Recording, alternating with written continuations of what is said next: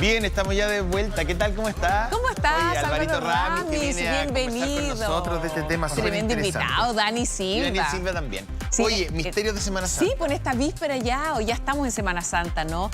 Pero víspera de todo lo que viene a continuación. Mira. Así que tremendo invitado que tenemos. Gracias, Dani, por traer a Pero Álvaro no, Ramis. siempre es bueno tener un catedrático, un hombre Eso. estudiado en la materia. Bueno, decir que ya son 3 días que estamos hablando de este tema, me gusta muchísimo. Estamos en una semana cargada de simbolismo, sobre todo en el mundo cristiano, ¿no? Que esta Semana Santa y que recordamos por el Vía Crucis, por la crucifixión también, que son momentos muy importantes y muy representativos para millones de personas que profesan además la fe, ¿no? La fe cristiana, la fe católica. Hoy día vamos a volver a hablar un poco de esta figura, de la figura histórica, de la figura simbólica, de la figura religiosa, no solamente de quien ustedes ven en pantalla, ¿no? De Jesucristo, sino que también algunos enigmas, algunos misterios, hay que ver de cerca, han habido algunos hallazgos arqueológicos también interesantes en esta materia, y me gustaría hacer un doble clic en un personaje en particular, que es Judas. Sí. Judas Iscariote, que juega un papel clave en toda esta trama, según el Evangelio. Oye, ¿quién era Judas? ¿Quién era Judas? ¿Quién era? No me atrevo a responder yo primero esto, por favor. Álvaro. Traidor. era, Según claro. la tradición bíblica era un celote. Es un celote, era una de las facciones que estaban en esa época disputando el judaísmo, ¿no? Y eran los más radicales en contra del Imperio Romano. Entonces él identifica a Jesús como un rebelde contra el imperio, pero después se da cuenta de que él no quiere una rebelión política contra Roma, sino más bien una revolución interior de los corazones. Ya. Y por eso se desilusiona de Jesús. Entonces plantea que tú me traicionaste, tú no eres el que yo esperaba. Eso se ve muy bien en Jesucristo Superstar, donde uno podría ver esa dimensión de Judas mejor reflejada debido a que el autor del musical lo expresó de manera más directa. Claro, o sea, pero ¿y cuándo aparece la figura del traidor? O sea, porque fue probablemente un apóstol fiel Exacto. por muchísimo tiempo, hasta el último capítulo de toda esta historia, o en realidad siempre fue un traidor desde el interior de los apóstoles. Muchas interpretaciones muestran que él se va desilusionando paulatinamente porque él plantea o espera algo de Jesús que él no puede darle, que en el fondo era esa rebelión, por decirlo así, contra el Imperio Romano que él estaba esperando. Y lo segundo es que a él le ofrecen algo, le ofrecen Dinero. 40 monedas de oro. Claro. Entonces eso es una tentación muy fuerte. Ya, que pero él se no- supone que los apóstoles no podían sucumbir a esas tentaciones del demonio. Pero él sucumbió, él se dejó llevar, le pagan, pero después de traicionar a Jesús se sabe que él se arrepiente y que hay la culpa y por eso se suicida, ¿no? ¿Se Que es suicida? algo ¿Cómo que se aparece suicida? ¿Se ahorca? según la tradición, porque eso no aparece claro en ¿Evangelio? los evangelios, sino en los apócrifos, que Ya. después completan, por decirlo así, con la fantasía, historia. lo que no contó el evangelio, por decirlo así, la historia no contada, y ahí vienen los apócrifos a llenar ese vacío y lo ponen en una escena donde él se ahorca en un árbol, ¿ya? Eso es como la mirada, digamos, de la tradición, pero no sabemos si ocurrió o no. Me atrevo a tener la insolencia de complementar a don Álvaro. Eso necesitamos. Hay varios Muy bien. textos que hablan de que, bueno, se relaciona mucho con el tema de las monedas por estas monedas por las que habría traicionado, ¿no? Junto al Sanedrín, y le indica a los soldados y a esta comitiva del Sanedrín, que también eran soldados romanos, quién era Jesús, con el beso de la traición también, que es muy simbólico, ¿no? Pero además, bueno, Judas Iscariote era quien manejaba el dinero dentro de los apóstoles. Era consignado en muchos ¿Como el escritos como tesorero? el tesorero del grupo, Mira. ¿no? Y hay distintas versiones ya, porque incluso hay un texto que se le atribuye como al Evangelio de Judas, que es muy interesante también, que se le conoce como un texto gnóstico, no sé cómo se pronuncia Apócrifo eso. o gnóstico. O gnóstico, que diría, que tiene otra teoría, y algunos dicen que probablemente fue el más fiel de los apóstoles. Ah, mira. Son otras teorías, no es el consenso general, de hecho se han hecho películas también al respecto, pero dicen que fue quien entendió, según este texto, que entendió mejor el mensaje de Jesús, que Jesús le habría explicado y le habría revelado mejor la verdad, y le dan a entender que él es parte de este plan divino, de este designio, en el que Jesús tenía que morir, y tenía que morir crucificado, y alguien tenía que traicionarlo. De hecho, lo comentamos en la última cena, Jesús dice, uno de ustedes me va a traicionar. Y varios le preguntan, ¿seré yo, Señor? y él indica a Judas.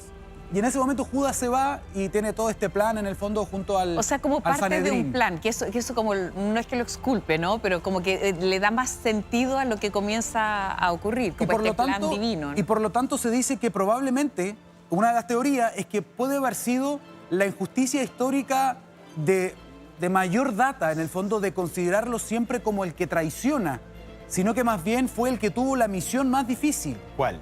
que era entregar a Sindicar Jesús el nombre, claro. para que muriera en el Vía Crucis, en el todo O sea, el como que martirio. esto tenía que ocurrir en el Tenía que fondo, ¿no? ocurrir, que ocurrir. y lo que dice esta otra teoría es que Jesús le habría explicado todo este plan divino y le dice, tú vas a tener esta pesada Ya, carga. pero eso es como igual la imagen de Judas. De alguna manera sí. Claro, decir, mira, en realidad no fue un traidor ni respondió al llamado de las monedas de oro. Es que todos los papeles en esto son muy difíciles. O sea, el de la Virgen, yo pienso en una... Siempre se me viene a la mente Sí, la esto como Virgen. una Muy joven... mariana tú, Sí, ¿eh? yo soy muy mariana. La joven madre que tiene que ver morir a su hijo. O sea, como ella saber que iba a pasar por este calvario, ¿no? A propósito de lo que le toca como misión o como elemento de este plan divino. Un poco también lo que pasa con Judas. Yo creo que eso no es que lo exculpe, como decía, pero sí le da sentido. Y además, Álvaro, ver estos temas históricos como...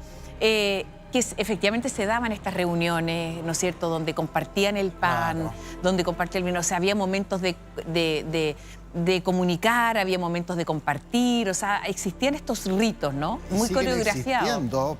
Recordemos que el Pesaj, que es la semana de conmemoración judía, es toda esta semana. Partió el sábado, al atardecer del sábado pasado y va a terminar al atardecer del próximo sábado. Ya. Coincide con la Semana Santa. Mira. De hecho, la Semana Santa está, por decirlo así, construida sobre el calendario del Pesaj judío.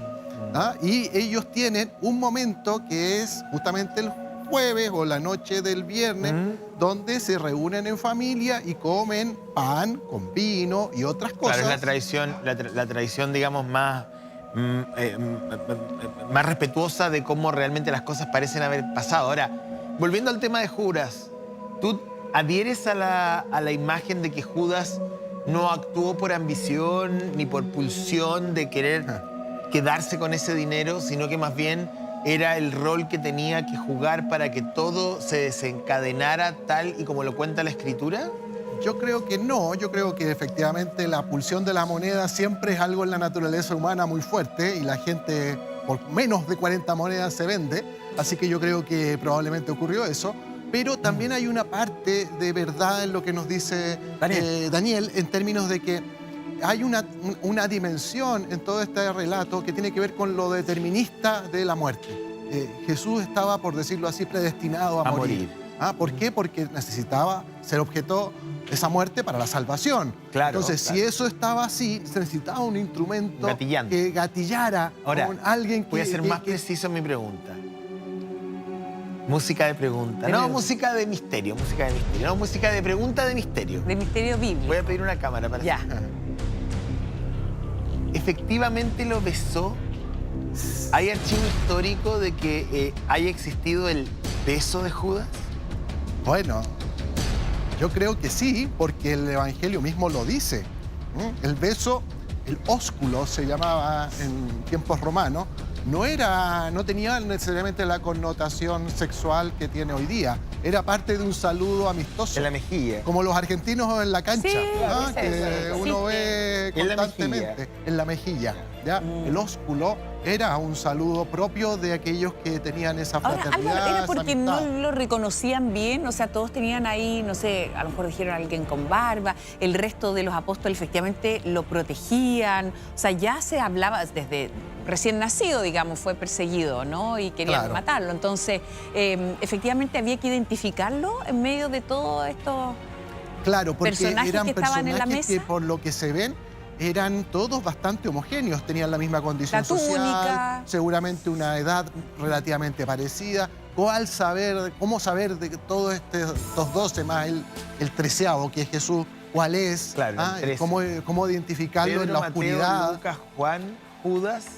Yo no sé los otros. Bueno, ahí tendríamos que volver a Yo no recorrer me sé, no Sí. sé los 12, fíjate. todo. Oye, y todos después terminan además muy perseguidos, ¿ah? Estos apóstoles, y Claro. muriendo de manera tremenda. Excepto Juan, claro. Evangelista, Juan todos Evangelista, mueren en el sí. martirio de distinta manera, de las formas más trágicas posibles, cabeza, Bueno, crucificado crucificado. de una manera u otra, algunos Desollado. a la inversa, Lapidado. todos tipos, lapidados. Sí, lo de Pedro, tú lo mencionaste ayer, José, con muy buena Al memoria. revés. Pedro murió crucificado al revés. No quería, no Pero- se sentía digno de morir igual que el Exactamente, Salvador. no quería Mira. morir igual que el Mesías, básicamente. Mesías, Entonces sí, no se pues. sentía digno y por eso cuando Así lo van a es. crucificar, él pide que lo hagan al revés, ¿no?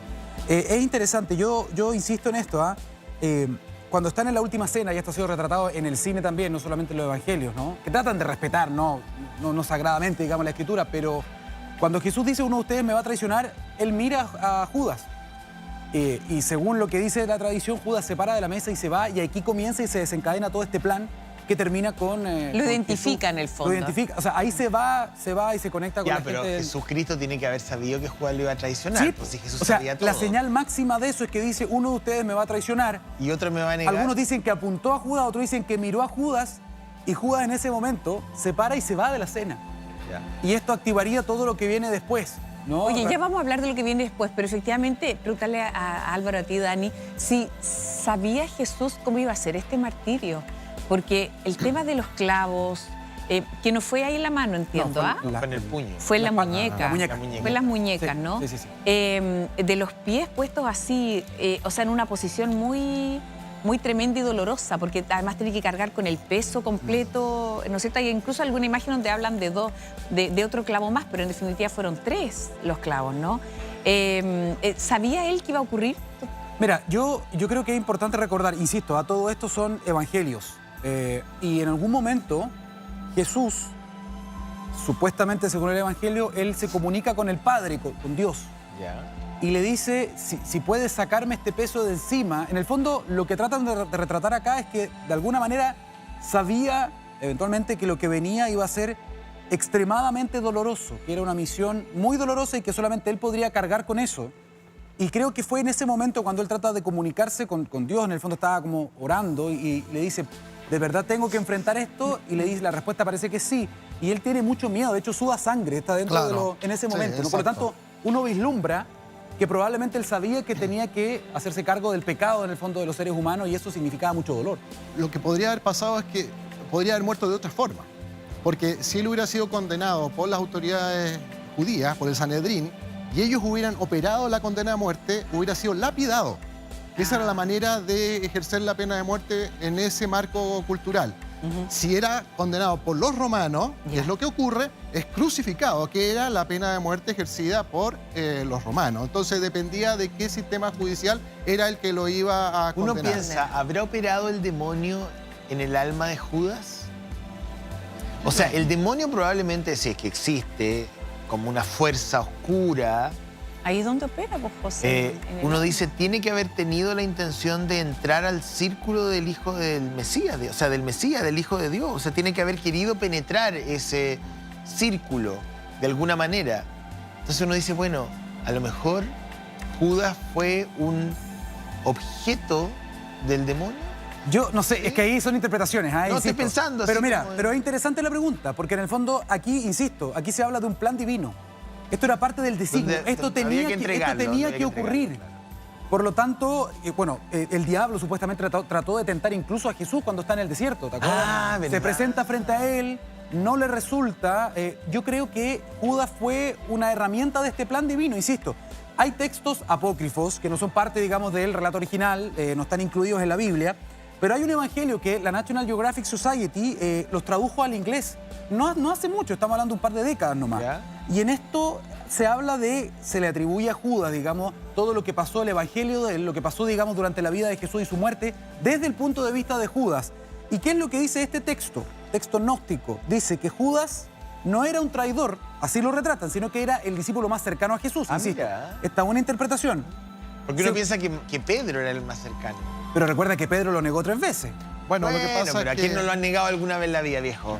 Creo que es el demonio. Yo creo que es cuando tú traicionas tu opción moral fundamental. Si tu opción moral fundamental es orientarte a al seguimiento de Jesús, por ejemplo, y lo tuerces eso y lo terminas Pero ¿cómo es la entregando, historia? obviamente, Claro. que hubo una Álvaro, acción de algo que Y llamamos nosotros ambición. demonio, pero en el fondo es el romper tu opción moral fundamental de tu vida. Pero ¿cómo es la historia? O sea, la historia en términos de cómo dan, que yo no me la sé, por eso a ver si tú la puedes contar. O sea, ¿Cómo los soldados logran dar con Judas? ¿Le ofrecen esto? Judas probablemente estaba vulnerable también y dio espacio a esa conversación. ¿Cómo dice la historia que fue, digamos, la Biblia? Todo indica que, al contrario de vulnerable, él era una persona con convicción muy fuerte. Ya. Es probable que él haya tenido un conflicto con las opciones que fue tomando Jesús en su vida.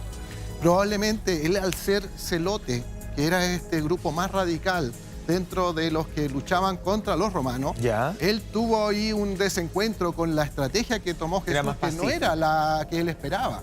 Entonces, esa desilusión, ese giro que da Ya. Jesús en términos de sus expectativas, probablemente lo alejaron o lo pusieron en conflicto con lo que él esperaba que Y iba a ahí entra en suceder. contacto entonces con quienes quieren juzgar Claro, a Jesús. Juzgar ¿no? a Jesús, porque él esperaba que el Mesías, lo que muchos esperaban del Mesías, es que iba a inaugurar un nuevo tiempo, una nueva era, pero en la tierra. Claro. En la idea de romper Una suerte con como la de dominación de los romanos, que era líder una revolucionario, dominación una suerte colonial. de golpe. Claro, un líder anticolonial. Y eso no pasó.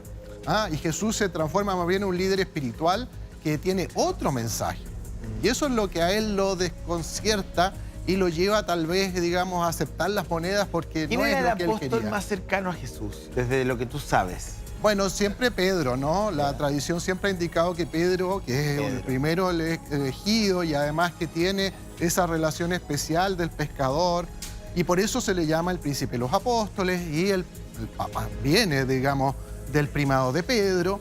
Y esa primacía de Pedro tiene que ver con que Jesús le indica que tiene que apacentar sus ovejas, es la piedra sobre la que edificaré mi iglesia. Hay una serie de textos desde el propio Evangelio que indican esa prelatura o esa primacía de Pedro. Oye, si podemos ver lo que ocurría en estos días previos a que fuera crucificado, ¿qué estaba pasando? Ya el domingo vuelve como en gloria y majestad, se reencuentra, es reconocido como un rey, ¿no? A pesar de la forma humilde de volver, montado sobre un burrito, pero está ahí el saludo que hacen. Pero ¿qué estaba ocurriendo en esta previa? Efectivamente congregaba a mucha gente, estaban escuchando a Jesús. Bueno, pensemos que el Domingo de Ramos, lo que toda la gente celebró el domingo Recién, pasado claro. y que mucha gente va a la iglesia con sus ramos, es eso, una entrada triunfal de Jesús en Jerusalén, donde en ese burrito donde él va montado, entra en Jerusalén y toda la multitud lo aclama y todos están felices y va a ser un gran líder.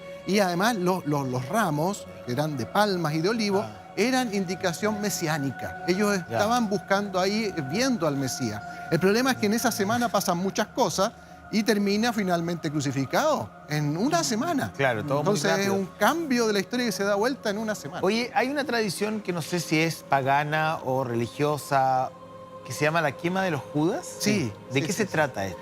Acá se celebra particularmente en Valparaíso y algo en Coquimbo. ¿Ya? Sí, Es mucho. quemar Yo lo un hice varias Sí, muñeco. pues, que Hay se un usaba, muñeco es que en los barrios se Se armaba un muñeco de trapo Ya. y se quemaba, Sí. de alguna manera castigando al traidor. Judas. Claro. Al Judas. Así me acuerdo yo que era, no sé si la interpretación correcta, Exactamente, pero exactamente. era toda Ahí una lo- tradición lo familiar en los contaron. barrios. Yo nací en Valparaíso, en Viña del Mar, en Los Cerros, y allá era típico. Y era una actividad que los niños con la familia hacían. Y nosotros hacíamos eso. Es bien impresionante. Bueno, en varios lugares de Latinoamérica se hace esto Sí, en todavía. Venezuela también se hace harto, en varios países de Sudamérica. En Colombia, Yo quiero agregar un elemento, junto con el tema de Judas, que después ha sido, insisto, históricamente castigado como la señal máxima de traición. O sea, si uno habla de traición, inmediatamente el símbolo que te viene es Judas. Es Claro, Judas, que también se sí. dice que hubo un problema Pero en hay las dos Judas, traducciones pues. Había dos al griego, Judas, ¿no? que se hablaba de entregar a Jesús y no traicionar a Jesús. O sea, hay hartas cosas interesantes, pero hay que decir algo yo creo que es interesante. Cuando Jesús llega en el Domingo de Ramos y es bienvenido, acá se comienza a generar un problema importante con quiénes eran las personas que resguardaban como la ley religiosa, que era el Sanedrín. El sumo sacerdote, había varios sacerdotes, era un consejo grande de puros ancianos, que era como un senado, pero también era religioso. Entonces, llegaba a la ciudad un hombre que venía moviendo multitudes, que iba ganando popularidad y que decía algo que para ellos les generaba mucho problema, porque era como un blasfemo. O sea, él decía, yo soy el Hijo de Dios, soy el Mesías. Ese era el mensaje que se estaba entregando y que se estaba viralizando, diríamos, al día de hoy, ¿no? Entre mucha gente y estaba movilizando a muchos. Entonces era un líder religioso, un profeta, y eso para el Sanedrín era muy complicado. Y ellos son los que empiezan a instigar todo esto. ¿Qué podemos hacer? Ellos son los que se contactan con Judas y empiezan a hacer todo este movimiento. Te ofrecemos esto, es lo que dice el Como consenso. prácticamente a negociar. A negociar con él para entregarlo, para buscar la forma de que el gobernador en ese momento romano, que era Poncio Pilato, que también había tenido varios problemas, en el fondo lograra él decir: a este hombre hay que crucificarlo. Entonces ellos empezaron a mover los hilos, se podría decir, porque este hombre, Jesús, un profeta que estaba ganando popularidad, le estaba empezando en buen chileno, a revolver el gallinero demasiado. Entonces había que hacerse cargo de esta amenaza. Claro, Jesús plantea una heterodoxia, por decirlo así, de las distintas miradas judaicas, particularmente de la visión farisea. Entonces los fariseos son los que principalmente tienen una crítica contra Jesús porque él cuestiona la hipocresía de sus ritos. Claro, bueno, por eso uno habla de fariseo como mentiroso. Sí, po. Mentiroso. Y el hipócrita, sobre todo, el que Jesús dice se rompen sus vestiduras, predican y no practican. Esa actitud doble, esa hipocresía total, es la que Jesús cuestiona y llama a la autenticidad. Ahora, ¿qué tenían los apóstoles que son percibidos por Jesucristo? Porque venían de sectores populares, porque tenían alma revolucionaria, porque eran espiritualmente profundos, porque Se sabe que eran totalmente distintos entre ellos. Había desde gente rica hasta gente muy pobre, desde pescadores de Galilea hasta gente de Jerusalén. Era un grupo social y culturalmente diverso. Lo que sí tenían en común es que todos tenían algo con lo que en ese tiempo se llamaba la visión de los esenios.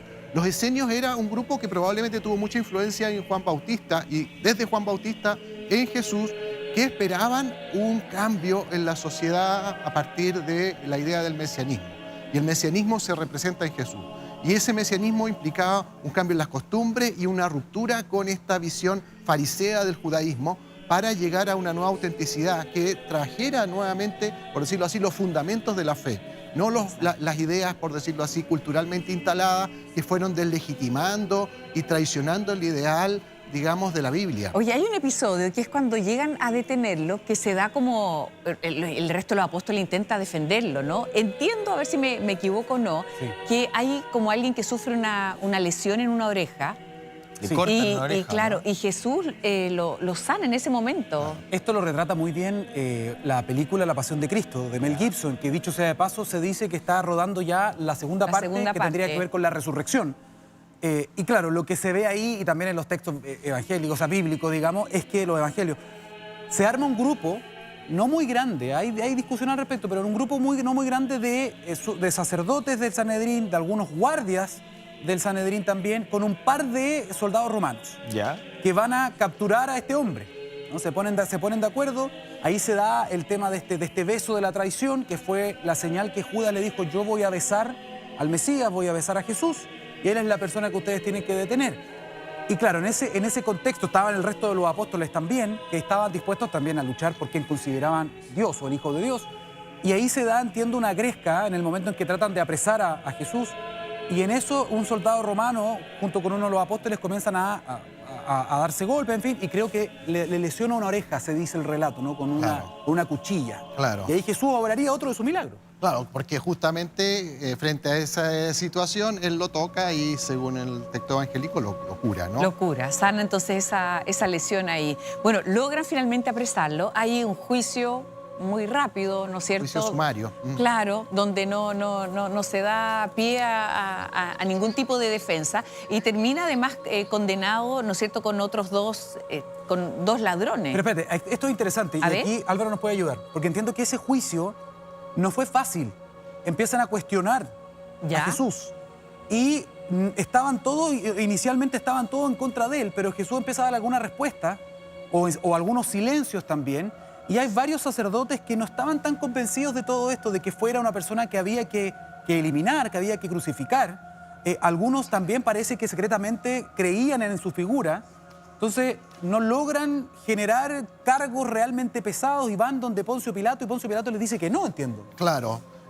Poncio Pilato, por eso está la figura de lavarse las manos, ¿no? Porque él dice: yo no quiero cargar con la responsabilidad de matar a una inocente. Y por eso van finalmente a Herodes, que también se resiste mucho a la condena, según el Evangelio, y finalmente cae producto de la presión del pueblo, digamos. Claro. A él le construye una multitud que dice, crucifícalo, crucifícalo. Y eso finalmente, ese clamor, por decirlo así, de populismo penal, diríamos hoy día, es el que lleva Y a el que entorno Jesús de él, yo caiga. creo que ya Y prácticamente... es una historia dolorosa en el sentido de que también después se da que dicen, ok, ¿quieren que lo crucifiquemos? Que el pueblo decida.